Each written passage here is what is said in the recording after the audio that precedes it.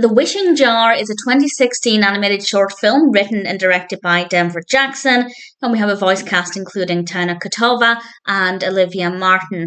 And I really loved the last couple of minutes. I thought it was a very powerful film, but I didn't like the narrative leading up to that. I won't go into any spoiler detail, but I will say it's a really emotional story.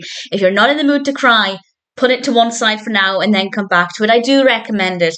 And it's about a little girl called Ruby who is chasing after this star so she can have one more wish. And we find out why she wants this wish and how important this is. And it's very, very moving. The story behind it is beautiful.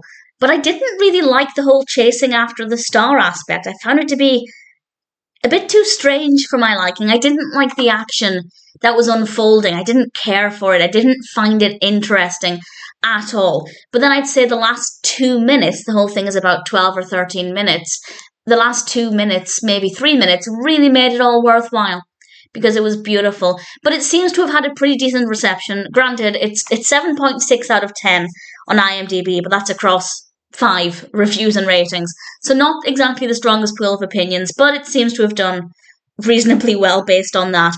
And I do think the animation quality is really beautiful. I think the music is absolutely stunning. So that definitely worked well. I just found the actual build-up, in my opinion, based on what I enjoy, to be really boring and just not necessarily what I was hoping for. I didn't like it. I didn't think it was engaging. I don't think it made a lot of sense to me. And that meant that I wasn't really enjoying it. But as I said, once we get towards the end and things become even clearer, it becomes really moving and emotional. So I do recommend it, but it's far from perfect.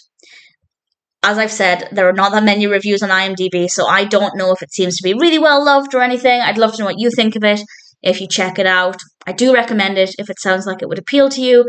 It's certainly not perfect, but as a one-time watch, I didn't mind the emotions. I wasn't necessarily prepared for the emotions, but I didn't mind them. The animation quality is really nice. The music is gorgeous. The bulk of the narrative, I don't care for, but the meaning behind it kind of makes up for that. The Wishing Jar is probably one that I'd say is worth checking out.